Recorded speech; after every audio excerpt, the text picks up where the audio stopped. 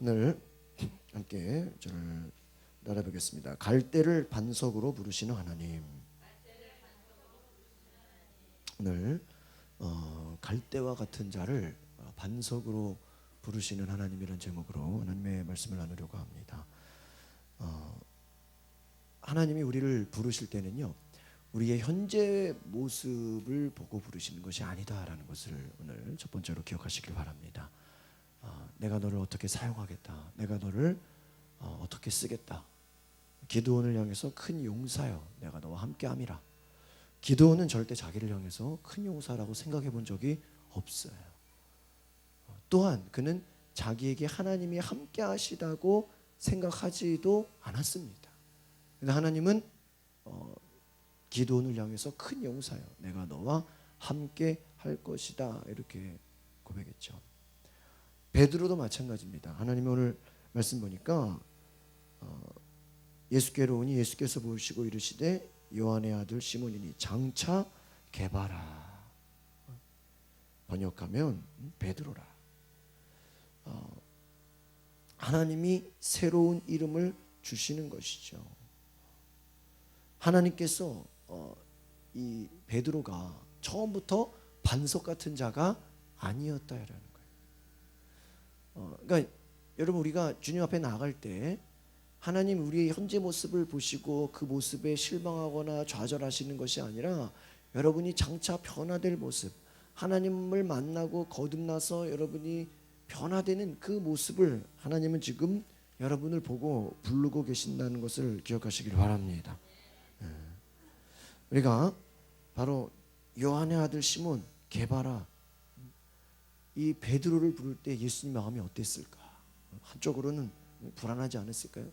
아마 베드로도 너는 반석이다, 그 말을 듣고 저는 반석이 아닌데요, 저는 갈대와 같은 자인데요 라는 생각이 들었을 거예요.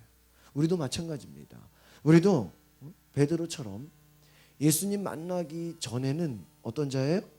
갈대와 같은 자예요. 근데 여러분, 예수님 만났다고 갑자기 반석으로 바뀌어요? 그게 아니라는 거예요. 그걸 아셔야 돼요. 우리 많은 사람들이 신앙생활에 시험당하는 이유 중에 하나가 뭐냐? 내가 예수 믿고 조금 또 뭐 은혜 받고 내가 또 하나님 만나고 또 이런 어떤 체험이 있으면 금방 변화됐다고 생각해요. 그런데 여러분, 변화라는 것은 그렇게 금방 이루어지지 않습니다. 우리 감리교회 웨슬리 목사님은 예수 믿고 거듭나는 것은 하나의 시작이라 그랬어요. 시작이다. 그래서 경건의 수단, means of grace, 그래서 은혜의 수단, 성찬, 또 예배, 기도, 말씀 생활, 기도 생활, 은혜 받는 수단은 여러 가지가 필요하다, 그런 말씀을 했습니다. 그러니까 여러분, 예수 믿고 교회 다닌다고 갑자기 변화되는 게 아니라 서서히. 그래서 우리 감리교는 성화의 과정, 여러분이 거룩해지는 과정, 변화되는 그 시간과 과정이 필요하다. 그래서 우리가 새벽기도도 나오고 또 소그룹 모임도 하고 또 때로는 야유회도 가고 또 때로는 기도원도 가고 우리가 전도도 하고 또 개인적으로 말씀 묵상도 하고, 다 뭐예요? 우리가 서서히 조금씩 변화되는 과정을 기억하시길 바랍니다. 우리가 아이가 자랄 때 갑자기 어른이 되지 않잖아요. 서서히 애가 크는 것처럼 우리의 신앙도, 우리의 영성도 서서히 깊어지는 거예요. 여러분, 예배에 나와서 하나님을 만나는 은혜가 있기를 바랍니다. 여러분, 우리가 예수 만나기 전에 또 우리가 하나님 만나고도 우리 베드로의 모습을 제가 쭉 살펴볼 텐데요, 이 베드로가 예수님의 제자로 살아가면서도 그는 여전히 갈대와 같은 자였다라는 것입니다. 갈대 같은 특징이 뭐예요? 지조가 없는 거예요. 아마 여러분 개인적으로도 아마 스스로가 나는 참 갈대 같다라고 생각한다면 비슷합니다. 지조가 없는 거예요. 어떤 뜻을 정했으면 뭐예요? 끝까지 가지 못하고 중간에 어떻게 돼요? 흔들려요. 변화무쌍하다. 환경이 조금만 어려우면 또 거기에 이끌려가죠. 흔들리는 사람, 이런 사람은 어떤 사람이다? 갈대와 같은 자다. 몇 주 전에 그 월드컵 공원 위에 하늘공원을 가보니까 갈대밭이 다 갈대밭이에요. 바람 한번 샥 불면 어떻게 해요? 다 흔들려 버리죠. 그러나 여러분, 반석과 같은 사람 특징이 뭘까요? 시간이 변해도 또 환경이 변해도 요동하지 않는 사람이다라는 것입니다. 끝까지 믿음직한 사람이다. 제가 금요일날 얘기했어요. 오늘 주일 빠진 사람은 뭐 때문에 빠진 거다? 메르스 때문에 빠진 확률이 높다. 믿음이 부족한 자다 그랬어. 이 메르스가 어제도 뉴스 보니까 일반적인 젊은 사람이나 정상적인 사람들은 큰 그게 아닌데 70대, 80대 특별히 천식이나 뭐 암 환자나 이런 뭐 그런 환자들에게 위험한 거예요. 일반적인 평범한 사람들은요 걸려도 조금 약 먹고 뭐 이렇게 하면은 뭐 일주일 지나면 극복이 되는 거라 그래요. 근데 무서워가지고 막 그냥 어제 강화도에 목사님 잠깐 오라고 해서 갔다 왔는데 그냥 길이 그냥 확 그냥 아무도 차가 다니지가 않아. 야, 제가 생각할 때요 놀러 갈 땐 이럴 때 놀러 가야 돼. 이번에 뉴스 보니까 그 중동의 그 뭐죠 두바이 저 두바이 너무 가고 싶은데 두바이 관광 가기로 한 사람이 다 취소했대. 아니 그 나라 사람은 뭐 다 죽어요? 뭐 그럼 두바이 있는 사람들은 뭐 다 메르스 걸렸어요? 아니죠. 제주도에 낙타가 호주에서 온 낙타거든요. 그런데 아무도 안 탄대요. 혹시나 중동에서 온 낙타인 줄 알고. 저 같으면 그냥 탈 것 같아. 호주에서 왔대잖아. 호주에서. 그걸 왜 중동에서 왔다고 생각하냐고. 그럼 뭐 중동 낙타는 뭐 다 그래요? 아니죠. 그만큼 우리의 마음이 어때요? 갈 때 같다는 거예요. 우리 여행을 평소에 못 가시기로 하신 분은 이럴 때 여행을 다니셔야 돼. 사람이 없잖아요. 제주도도 좀 다녀오시고 어디 좀 가까운 데 돌아다니세요. 이럴 때 쇼핑이요 이럴 때 하셔야 돼. 쇼핑을 70% 80% 세일을 한대. 저희도 집에 이제 이사하고 좀 뭐가 필요한다고 이제 보니까 이케아에서 6월 10일부터 세일을 한대. 그때를 기다리고 있어. 이럴 때 쇼핑하시라고. 이럴 때 여행 다니셔야 돼. 뭐예요? 세상과 반대로 가라는 얘기예요. 두려워 떨지 말라는 얘기예요.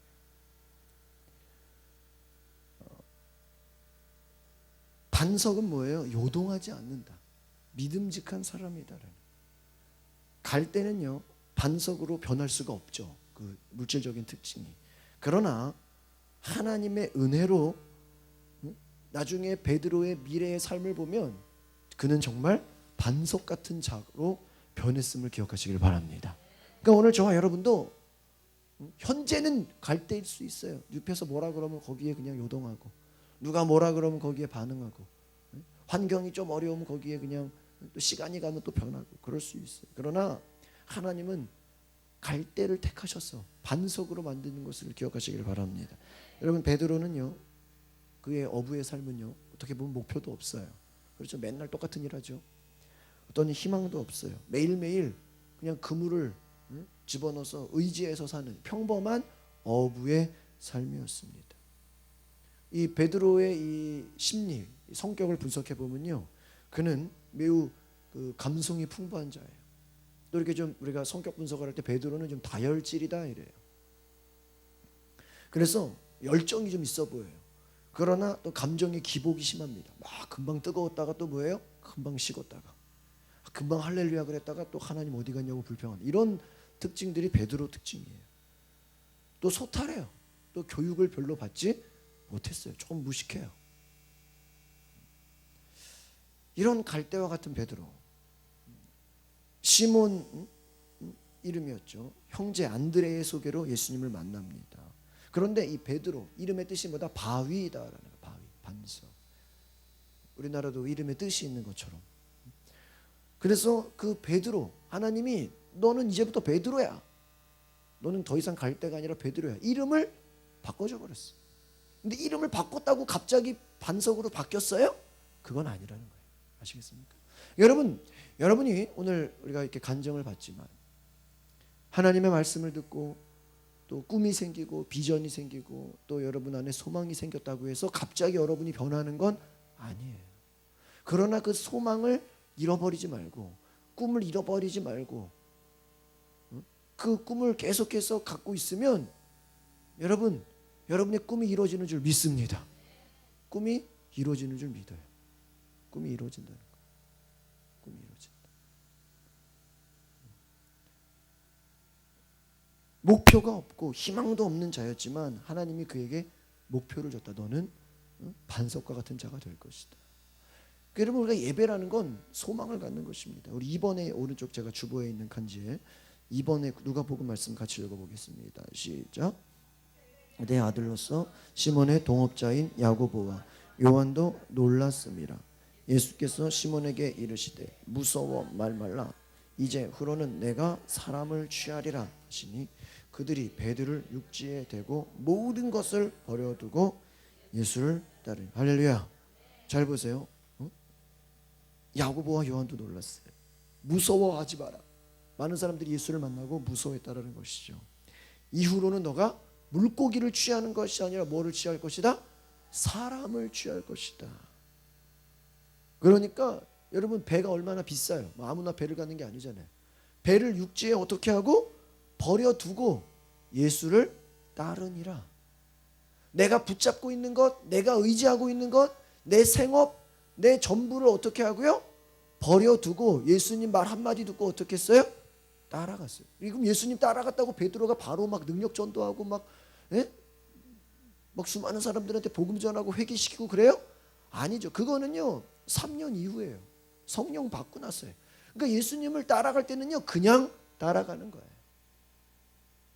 제가 우리 금요일 날 말씀 전하면서 우리가 의지한다라는 것은요, 첫 번째는 믿음을 전제로 하고 마지막은 따라가는 것이다 그랬어요. 그러니까 여러분이 예수를 믿는다, 주님을 의지한다고 할 때는 뭐예요? 주님을 따라가는 거예요. 그럼 따라가면 뭐 줄 건데요? 따라가면은 뭐 어떻게 되는데요? 물어보지 않아요. 당장 내가 뭐가 물어보지 않아요. 그냥 믿음으로 따라가는. 따라가고 나니까 어느 순간에 보니까 자신이 바뀌어 있는 것입니다. 여러분, 똑같이 말씀을 들어도요, 자신의 삶에 예수를 따라가기로 결단하는 사람이 있고요, 버리지 못하고 부자 청년과 같이 붙잡고 있는 사람이 있어요. 예배는요, 여러분이 하나님 말씀을 들으면 결단이 있어야 되는 줄 믿습니다. 내가 하나님 외에, 하나님 말고 다른 것을 붙잡았던 것은 놔버리는 거예요. 이제는 주님을 따라가는 거예요. 아마 베드로가 예수님을 따라갈 때 내가 지금 반석인가 갈대인가 헷갈렸을 것입니다. 진짜 여러분, 이 베드로의 삶을 보면요 헷갈려요. 여러분이 예수 믿고 하나님을 믿는다고 하면서 때로는 여러분이 믿음 좋은 것 같기도 하고 또 여러분 스스로가 믿음이 없는 것 같기도 하고 헷갈리죠. 베드로도 그랬다라는 것이. 베드로가 막 신앙 고백을 합니다. 주는 그리스도요 살아계신 하나님의 아들이십니다. 그 고백을 한 후에 곧장 또 좀 있다가 하나님의 뜻을 거역하게 됩니다. 우리 3번에 있는 마태복음 같이 읽어볼까요? 시작. 시몬 베드로가 대답하여 이르되 주는 그리스도시요 살아계신 하나님의 아들이시니이다. 얼마나 대단해요. 성령의 감동을 받아서 베드로가 주는 그리스도십니다. 예수님이 하나님의 아들이신 것을 고백했다라는 거예요. 예수님이 너무나 기뻤어요. 그러나 잠시 뒤에 예수님 십자가 지면 안 됩니다. 예수님 죽으시면 안 됩니다. 그러니까 23절 그 오른쪽 왼쪽에 같이 볼까요? 예수께서 시작. 예수께서 돌이키시며 베드로에게 이르시되 사탄아 내 뒤로 물러가라. 너는 나를 넘어지게 하는 자라. 내가 하나님의 일을 생각하지 아니하 도리어 사람의 일을 생각하는도다 하시고 그렇습니다. 잘 보세요. 베드로가 조금 전까지는 주는 살아계신 하나님의 아들이십니다. 그리스도십니다. 그래서 할렐루야 하나님께 막 예수님께 칭찬받았는데 그리고 나서 또 예수님 십자가 지면 안 됩니다. 한마디 하니까 또 예수님 뭐라 그래요? 사탄아 내 뒤로 물러가라. 막 성령의 감동도 받았다가 또 뭐예요? 또 사탄으로 또 막 불림을 받았다가 막 왔다 갔다 하죠. 이와 같이 뭐예요? 갈대 같은 자예요. 갈대 같은 자. 그러니까 여러분 흔들리는 모습입니다. 또 예수님께 이제 최후 만찬 때 주님이 발을 씻겨 주시는데요. 거부합니다. 거부했다가 또 발 씻어 주니까 좋아서 이참에 머리까지 씻겨 주세요. 또 이래요. 황당하죠. 우리 요한복음 볼까요? 4번 요한복음 13장 시작. 시몬 베드로가 이르되 주여 내 발뿐 아니라 손과 머리도 처음에는요 예수님이 발 씻어준다니까 저는 어떻게 예수님이 내 발을 씻어줍니까 이래요. 근데 발 씻어주니까 그럼 이참에 손이랑 머리도 씻어주십시오. 목욕시켜달래요. 그러니까 또 그건 아니라 그러죠. 그러니까 얼마나 베드로가 예수님을 흔드는 사람입니까? 막 이렇기도 했다가 저렇기도 했다가. 그러니까 여러분 이 베드로는 흔들리는 자예요. 그러니까 여러분의 삶에 막 흔들림이 있고 왔다 갔다 할 때 누구를 생각하시면 돼요? 베드로를 생각하라는 거예요. 베드로도 그랬다라는 거예요. 베드로가 또 예수님께 예수님 지금 여기 제자들 다 예수님 부인해도 저는 주님과 같이 십자가에 죽을지언정 부인하진 않습니다. 그렇죠? 부인하진 않습니다. 그러니까 예수님이 뭐라 그럴까요? 5번 마가복음 14장 같이 볼까요? 시작. 베드로가 여짜오 다 버릴지라도 나는 그리하지 않겠나요? 예수께서 이르시되 내가 진실로 내게 이르노니 오늘 이 밤 닭이 2번 울기 전에 내가 3번 나를 부인하리라. 베드로가 힘있게 말하되 내가 주와 함께 죽을지언정 주를 부인하지 않겠나이다 하고 모든 제자도 이렇게 베드로는 좀 선동적인 사람이에요. 그렇죠? 예수님이 이제 내가 얼마 있다 이제 예수님이 너희들이 나를 다 떠날 것이다. 너희들이 나를 배신할 것이다. 그러니까 베드로가 그냥 가만히나 있지. 응? 꼭 자기는 튀기를 좋아해. 우리 교회에서도 좀 튀기를 좋아하는 사람들 있잖아. 그러니까 얘네들은 다 버릴지라도 저는 안 버립니다. 이런 거예요. 그렇죠? 이 사람들은 다 떠나도 저는 절대로 버리지 않습니다. 예수님 뭐라 그래요? 오늘 밤 닭이 울기 전에 너가 나를 몇 번? 3번이나 부인하리라. 그러니까 또 뭐라 그래요? 저는 절대로 부인하지 않을 것입니다. 뭐든지. 제가 작년에 여름에 흰돌산 수영관에 목회자 세미나를 갔는데 거기 윤석철 목사님이 그런 얘기를 해요. 제가 개척할 때 저기 이제 막 교회가 뜨겁게 부흥할 때 어떤 성도가 가지고 목사님 너무 은혜 받았습니다. 너무 좋습니다. 제가 목사님과 함께 이 교회를 위해서 뼈를 묻겠습니다. 이 교회에 제가 뼈를 묻겠습니다. 열심히 그냥 목사님 제가 죽을 때까지 목사님을 따라다니겠습니다. 목사님 그랬대요. 새벽기도나 잘 나와. 쓸데없는 소리 하지 말고 수요 예배나 잘 나와라. 금요 예배는 예배나 잘 나오면서 얘기해. 그런 사람 있잖아요. 좀 은혜 받으니까 막 호들갑을 떨죠. 할렐루야. 이런 교회를 처음 봤습니다. 저도 솔직히 그런 얘기 많이 들어봤어요. 대단합니다. 근데요, 그 말이 끝나기도 무섭게 오래가지를 못해. 그냥 새벽 기도나 잘 나오라고요. 수요 예배나 잘 나오고 예배나 잘 나오고 그런 것도 안 하면서 뭐 내가 뼈를 묻겠다. 나는 평생 이 목사님을 쫓아다닐 겁니다. 오래가지 못한다는 거예요. 다 뭐예요? 갈대와 같은 자라는 거예요. 갈대와 같은. 얼마나 우리가 그런 것을 주변에서 많이 봅니까? 여러분, 우리가 베드로는 그런 자였다. 여러분 말을 해놓고도 약속을 지키지 못하는 경우가 많잖아요. 그런 자였어요. 목사님 다음 주에는 꼭 갈게요. 안 믿어요. 안 믿어요. 하도 많이 당해봤다고. 이번 주에는 꼭 갈게요. 오고 나서 얘기하시라고. 오고 나서 얘기하시라고. 이번 주 왔어요. 왔냐고. 그렇게 하시라고. 우리는 뭐예요? 베드로와 같이 말하고도 지켜요? 못 지켜? 못 지켜. 다 갈대와 같은 자라는 거예요. 갈대와 같은 자. 베드로가 그랬다니까. 주님과 함께 죽겠습니다. 그 십자가 질 때 옆에 같이 있어야죠. 같이 죽어야죠. 제일 먼저 도망가 버렸어. 여러분, 우리는 성령으로 말미암지 않고는 다 갈대와 같은 자라는 것이. 우리 인간은 어떻습니까? 갈대와 같다는 거예요. 뭐 가족도 마찬가지죠. 뭐 친구도 마찬가지죠. 다 마찬가지입니다.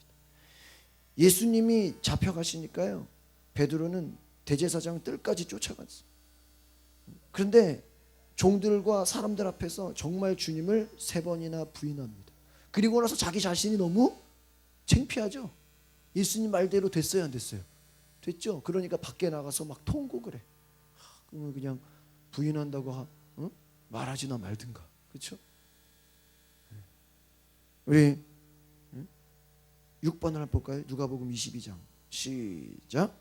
주께서 돌이켜 베드로를 보시니 주의 말씀 곧 오늘 닭 울기 전에 내가 3번 나를 부인하리라 하심이 생각나서 밖에 나가서 심히 그러니까 베드로는 이와 같은 거예요. 막 내가 지금은 막 순교할 것 같고 죽을 것 같지만 막상 그러지 못해요. 그런 자신을 보면서 또 어때요? 통곡해요. 한심해요. 그러니까 여러분 자신이 스스로는 한심해 보이고 나는 왜 이러냐. 다 여러분 아직은 뭐예요? 갈대 신앙인 거예요. 흔들리는 신앙인 거예요. 한번 따라 합시다. 반석이 되는 것은 하나님의 은혜로 될 수 있습니다. 여러분의 힘으로 될 수 있어요? 아니라는 거예요. 여러분 우리 믿음이라는 것은요 하나님의 은혜를 구하는 것입니다. 여러분 세상의 모든 종교가요 뭐 수행이나 노력이나 결단이나 자기의 그 뭐라 그럽니까 작심으로 된다고 하죠. 뭐 그러나 여러분 기독교는 그것이 아니에요. 물론 우리가 주님을 따라가야죠. 때로는 결심해야죠. 그러나 그것만으로 되지는 않아요. 은혜를 받아야 돼요. 하나님 우리 안에 역사하셔야 돼요. 주님이 우리 가운데 오셔야 돼요. 성령이 우리 가운데 거하셔야 우리가 어떻게 되는 거예요? 변화된다라는 걸 기억하시기를 바랍니다. 베드로는요 또 주님께 버림받았다고 좌절했어요. 내가 주님을 부인했다. 그러나 그가 또 포기하지 않고 주님을 찾아갑니다. 여러분 베드로의 이 존경할 만한 것은 바로 이런 점이에요. 자신이 좀 쓰러졌지만 실패했지만 마귀의 시험에 눌렸지만 다시 또 뭐예요? 주님을 찾으러 가요. 그러니까 여러분 가룟 유다의 망한 것이 뭐예요? 그는 실패했지만 어떻게 했어요? 좌절하고 자살하고 그냥 끝나버렸어요. 그러니까 여러분이 때로는 인생에 넘어질 수 있죠. 실패할 수 있죠. 무너질 수 있죠. 갈대와 같이 흔들릴 수 있죠. 그러나 또 주님을 찾아가는 거예요. 그러니까 여러분 인생에 한 번 어려움 당했다고 또 한 번 고생 당했다고 또 때로는 넘어졌다고 주저하지 마시기를 바랍니다. 거기서 쓰러지면요 마귀에게 속는 거예요. 우리 삶에 어려움을 당했어도 좌절했어도 여러분 스스로가 참 내가 한심스럽다. 여러분 제가요 이번 주 제 자신이 진짜 한심스러웠어. 며칠 동안 후유증이 갔어. 내가 이런 사람인가.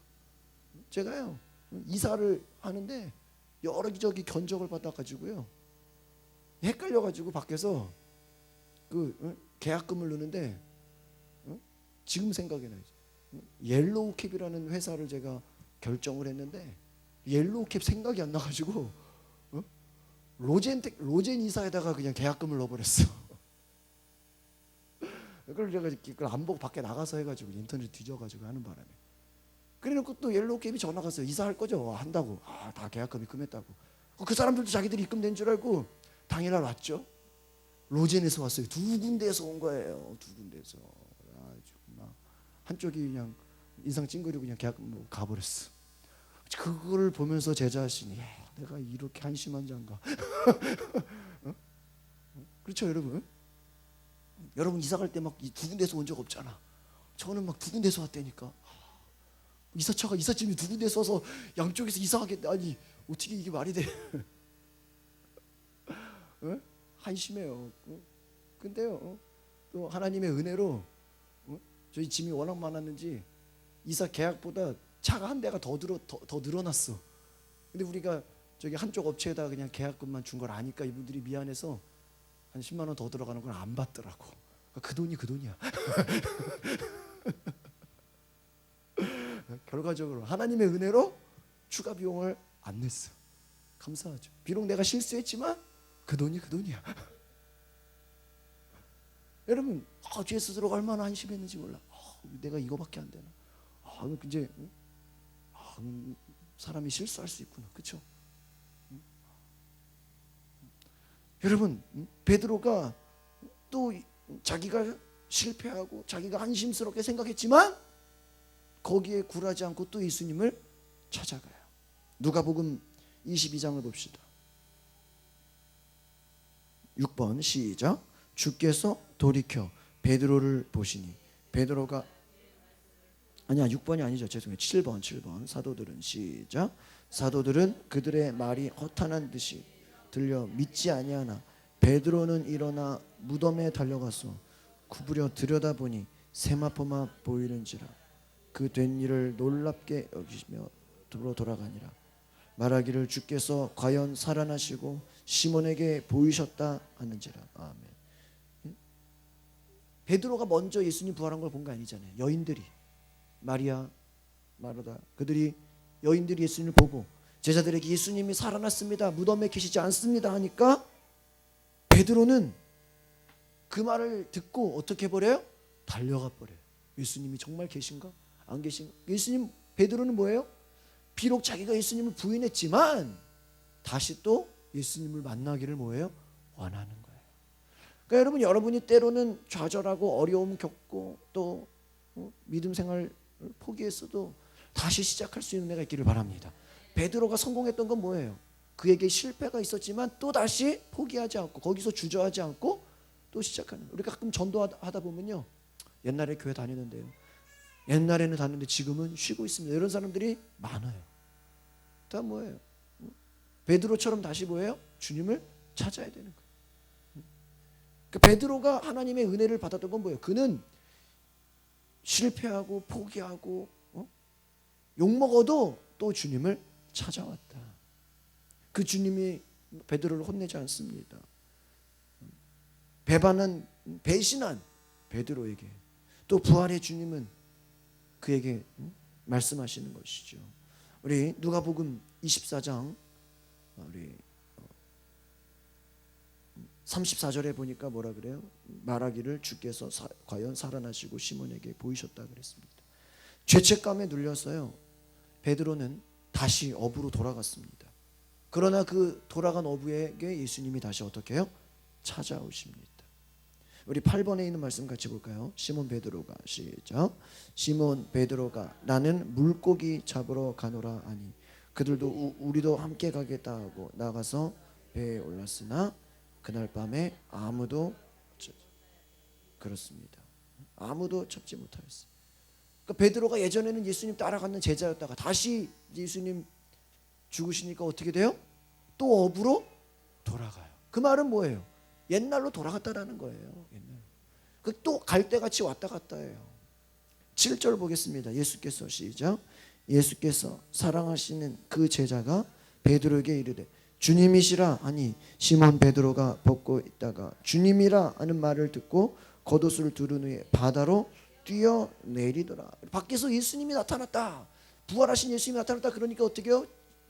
베드로는 오히려 숨어야죠. 자기가 3번이나 부인했는데 배 밑에 그냥 숨어버려야죠. 그게 아니라 뭐예요?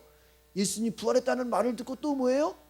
물속에 뛰어들어서 예수님을 만나러 갔다. 무덤가에도 찾아가고. 그러니까 여러분, 베드로는 예수님을 비록 3번이나 부인했지만 그의 마음에는 다시 내가 예수님을 만나야 되겠다, 다시 내가 예수님을 찾아가야 되겠다. 죄책감에 눌려있던 그 베드로에게 예수님도 어떻게 하신 거예요? 찾아오셨다. 그것이 은혜라는 것입니다. 이게 이제 베드로가 변화되는 과정이죠. 베드로가 3번이나 부인했으나 예수님은 베드로에게 똑같이 3번을 네가 나를 사랑하느냐 말씀하시죠. 우리 9번에 있는 말씀 같이 보겠습니다. 요한복음 21장, 시작. 그들이 조반 먹은 후에 예수께서 시몬 베드로에게 이르시되 요한의 아들 시몬아, 내가 이 사람들보다 나를 더 사랑하느냐 하시니 이르되 주님 그러하나이다. 내가 주님을 사랑하는 줄 주님께서 아시나이다. 이르시되 내 어린 양을 먹이라 하시고 이르시되 내 양을 먹이라. 잘 보세요. 예수님이 이거를 몇 번 물어봐요? 3번이나 물어봐요. 그 베드로가 3번 부인하니까 예수님도 3번이나 물어봐서 내 양을 먹이라, 내 양을 치라. 너가 정말 나를 사랑하느냐. 여러분, 예수님의 관심은요, 너가 과거에 왜 나 부인했냐, 너 그때 왜 도망갔냐 따지지 않았어요. 물어보지 않았어요. 물어보신 건 뭐예요? 너가 나를 사랑하느냐, 사랑하느냐. 여러분, 가끔 그런 예화가 있죠. 남편이 집을 나가서 다른 다른 여자와 가정을 꾸면서 살다가 몇 년 살다가 한참 살다가 또 잘 안 돼서 다시 또 본처로 뭐해? 돌아와. 돌아와.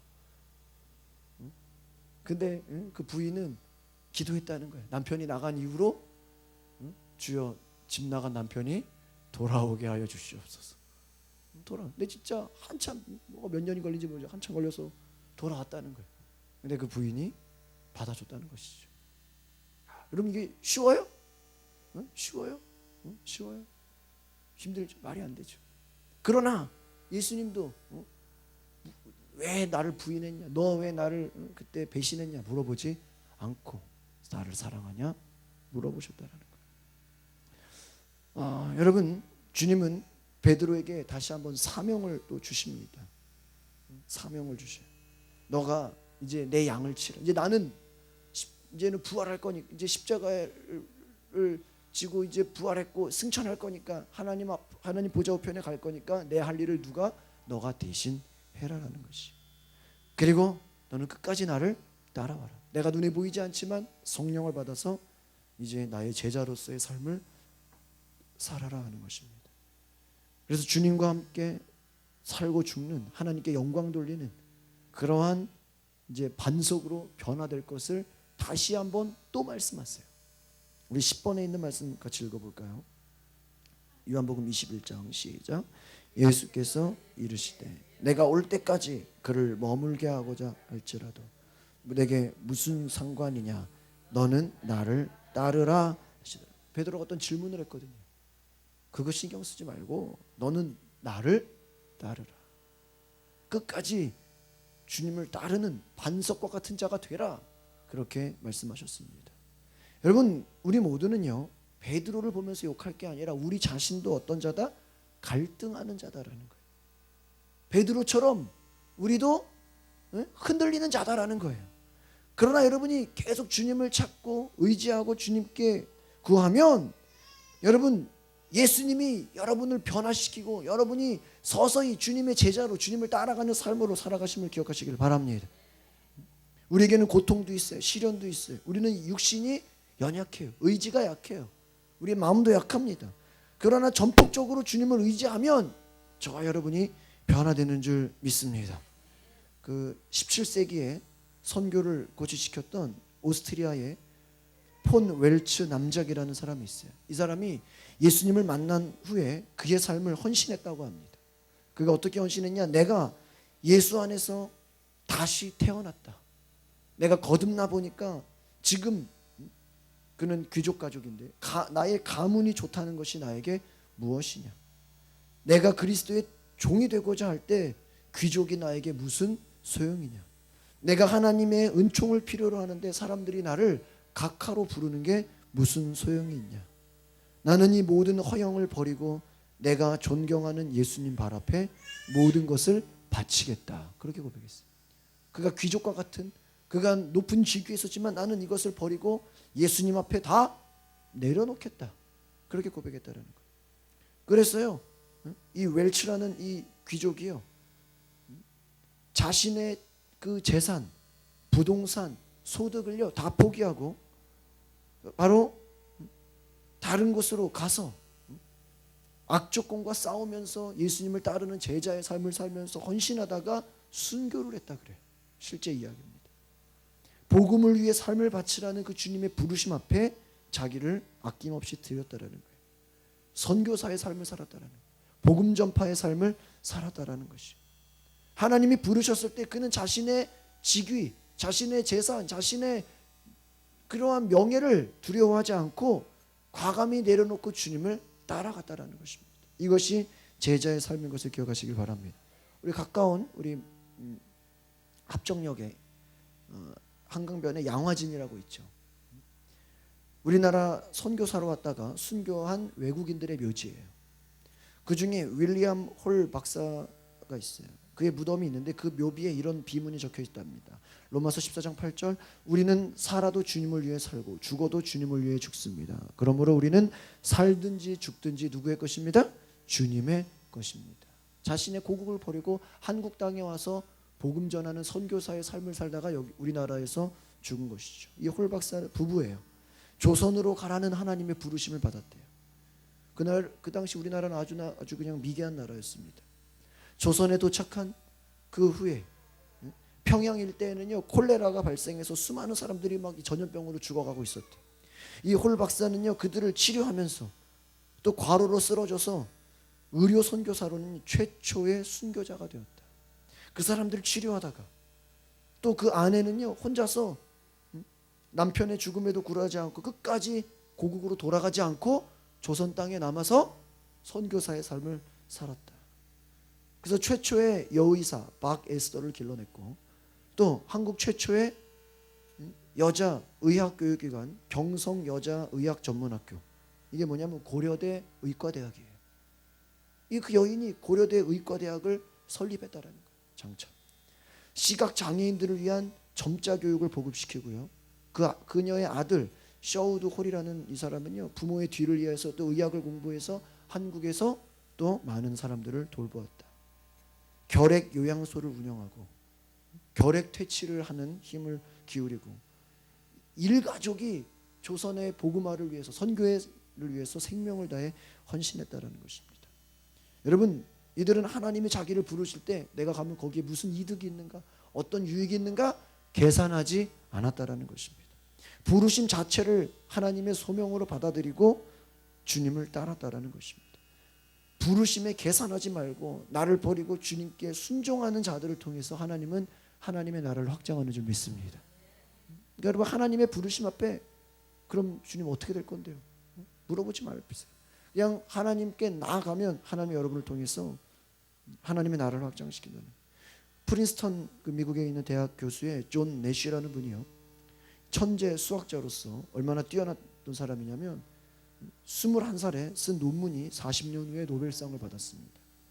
그러나 워낙 그 사람은 성격이 오만하고 괴팍해서 주변에 친구 하나가 없었다. 너무 천재인데 친구가 없어요. 젊은 시절에 국가를 위해서 암호를 해독하는 비밀 업무를 맡았던 적이 있는 사람입니다.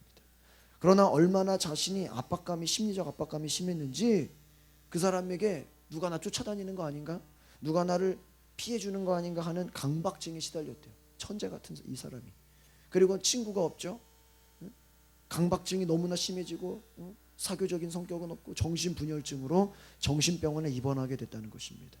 일정 시간의 그 치료를 받았어요. 그러나 계속해서 엉뚱한 환상이 보이고 엉뚱한 막 소리가 들리고 환상과 환청, 여전히 강박증에 시달렸다라는 거예요. 그래서 30년 동안이나 이 천재가 이 두려움과 강박증과 환청과 환상에 시달려서 그의 삶이 아주 황폐해졌다라는 것입니다. 그러나 그의 아내 엘리사라는 여인이요, 남편에게 소망을 포기하지 않고 극진하게 기도하면서 기도했습니다. 한결같이 그를 믿어주고 사랑해줬습니다. 그 내쉬는요 질병을 나중에는 극복하게 됩니다. 나중에는 다시 이제 그가 강의를 할 수 있게 됩니다. 그는 노벨 경제학상도 수상하게 됩니다. 그는 아내를 가리켜 이렇게 말합니다. 나는 어떤 논리나 이성으로 풀 수 없는 사랑의 신비한 방정식을 발견했습니다. 나는 당신 때문에 여기 서 있습니다. 당신은 내 모든 존재의 이유입니다. 그래서 아내의 사랑으로 인해서 자기가 뭐예요?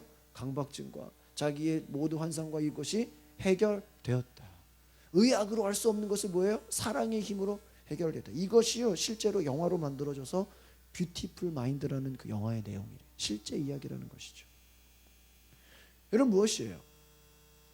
정신적으로 시달리는 사람들, 고통 가운데 있는 사람들, 또 약을 먹는 사람들, 그 사람들에게 필요한 것은 의학적인 치료가 아니라 뭐예요? 사랑이라는 거예요. 사랑을 통해서 변화되는 것이다라는 걸 기억하시길 바랍니다. 여러분, 베드로가 예수님을 3번이나 부인했지만 예수님은 여전히 베드로를 어떻게 했어요? 사랑하셨다. 그러니까 베드로가 진정으로 변화되는 거예요. 그러니까 여러분, 우리가 사람을 말로 변화시키는 것이 아니라 한없는 은혜와 사랑을 부어주시면 예수님을 따른 그 사랑 가운데 저와 여러분이 변화되는 줄 믿습니다. 여러분, 구세군의 창시자가 누군지 아십니까? 윌리엄 부스라는 사람이에요. 이 윌리엄 부스가요, 런던에 있을 때 윌버 체프먼이라는 그 미국의 복음주의자를 만나게 됐는데요. 이 부스 장군이 80세가 넘는 고령입니다. 근데 구세군을 훌륭하게 이끈 영적 거장이에요. 이 체프먼 박사가요, 그에게 성공의 비결을 가르쳐달라고 부탁했습니다. 이 윌리엄 부스가 눈물을 흘리면서 이렇게 얘기했다고 합니다. 내 성공의 비결은 하나님입니다. 나보다 두뇌가 우수한 사람도 많았고 나보다 기회가 좋았던 사람도 많았을 것입니다.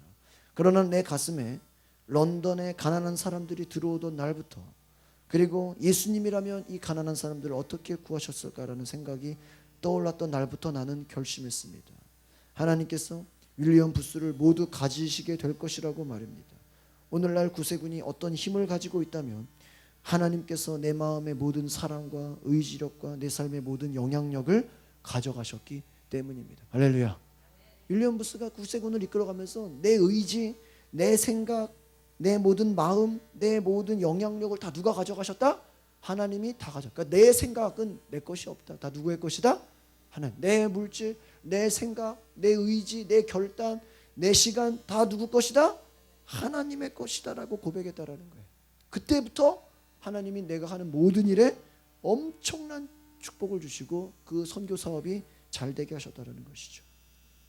시골 출신의 한 청년이 나 자신을 버리고 예수님을 따라가기로 헌신하고 결단한 순간부터 그가 아무것도 힘없는 갈대 같은 자였지만 엄청난 그 구세군이라는 그 기독교 단체를 이끄는 반석으로 하나님이 사용하셨다. 그러니까 여러분, 우리 자신을, 갈대와 같은 우리 자신을 버리고 주님만을 따라가면 갈대가 반석으로 변화되는 은혜가 있는 줄 믿습니다. 그러니까 여러분, 우리가 예배 나오는 거예요. 기도하는 거예요. 하나님 붙잡으면 우리의 갈대 같은 마음이 반석이 되어서 하나님이 놀랍게 축복하시는 줄 믿습니다. 우리 기독교의 유명한 영성 신학자 필립 얀시라는 사람이 있습니다. 그 사람이 이렇게 고백을 했습니다. 우리에게 기댈 수 있는 것이 아무것도 없을 때, 심지어 우리 자신도 믿을 수가 없을 때, 그때도 하나님은 그곳에 계신다. 믿으십니까? 여러분, 기댈 곳이 없을 때, 나 자신도 믿을 수 없을 때 누가 계시다고요? 요즘에 그 메르스 때문에 한 1,500명 이상 막 격리돼 있다 그러잖아요. 무슨 뭐 이렇게 천막 같은 거에다가 사람 집어넣고 막 그냥 혼자 있게 하는 거잖아요. 뭐 심리적 몸은 아프겠지만 심리적으로 얼마나 힘들겠어요.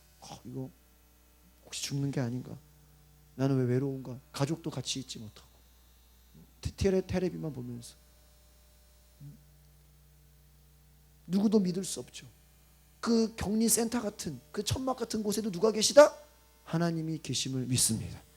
여러분, 혼자 있을 때 나 자신도 믿을 수 없을 때 하나님이 계시다고 필립 씨가 말한 것처럼 5만 번 기도 응답 받았던 조지 뮬러가 이렇게 얘기했습니다. 나는 아무것도 아니다.